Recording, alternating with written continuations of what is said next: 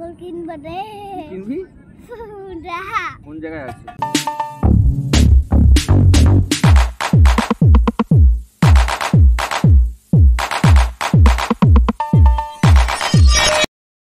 Hey guys welcome back to my channel happy with Mousumi. आशा करी सबाई ভালো আছেন, আমিও ভালো আছি। তো এটা হলো পার্ট 3।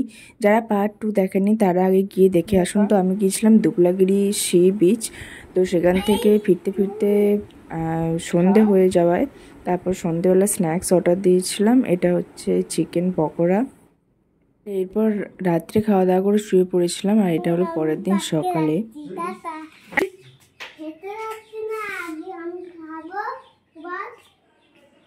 তো আজকের ব্রেকফাস্টে ছিল লুচি আর তার সাথে এই আলুর দম মতো, যেটা একটু ঝোল ঝোল মতো করা ছিল।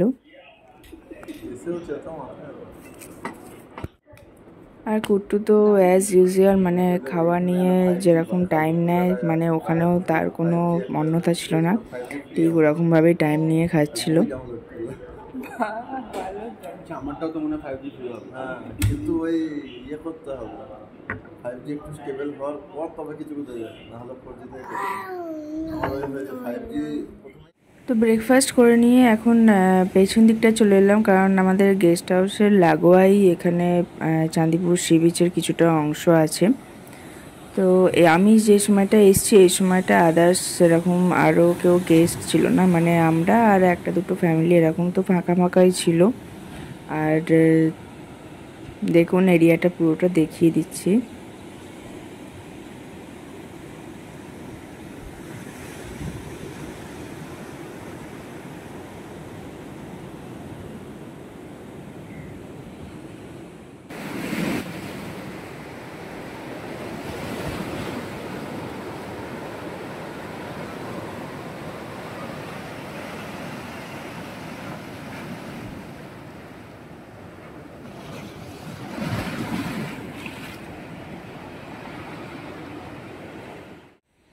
এসো, চলে এসো, চলে এসো।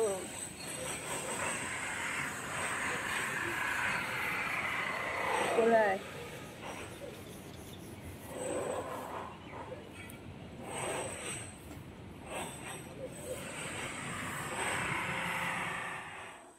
এখন আমি যাচ্ছিলাম হচ্ছে আমাদের যে রুমটা আছে সেই রুমের পেছন দিকটা কীরকম কী আছে সেটা দেখার জন্য। তো খাস কি সেরকম কিছু ছিল না। আর কুট্টুকে এখন দিয়ে মানে পেন্টিং করতে দিয়ে বসিয়ে দিয়েছি, কারণ পুরো দিন মানে থাকার ব্যাপার ছিল, সেই জন্য আমি ব্যাগে করে এসব এনেছিলাম, মানে টাইম পাস যাতে হয়ে যায়।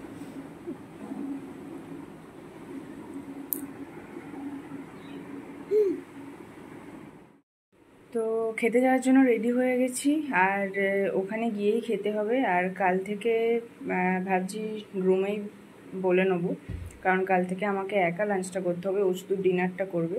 তো এখন চলুন যাওয়া যাক। তো আজকের লাঞ্চ ভেজই ছিল, এর সাথে ডাল ছিল। ডালটা আমার পছন্দ হয়নি তাই নিইনি। ওরে ওরাম করে নয়, হাতে করে আরে সত্যি করে খা, মিছিমিছি নয়, সত্যি করে খা।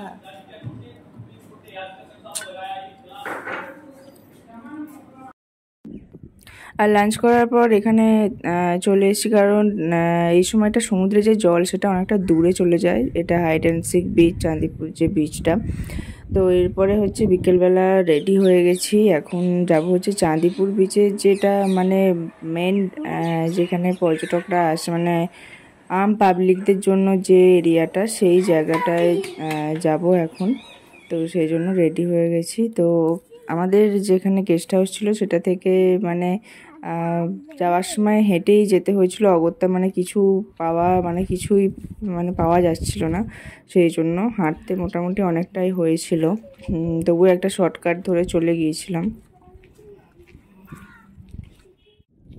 তো এটাই হলো চাঁদিপুর সি বিচের মেন পয়েন্টটা, মানে আপনারাও যখন ঘুরতে আসবেন চাঁদিপুর সি বিচ প্রপার যেখানে এসে ভিজিট করবেন, সেটা হচ্ছে এই এরিয়াটাই।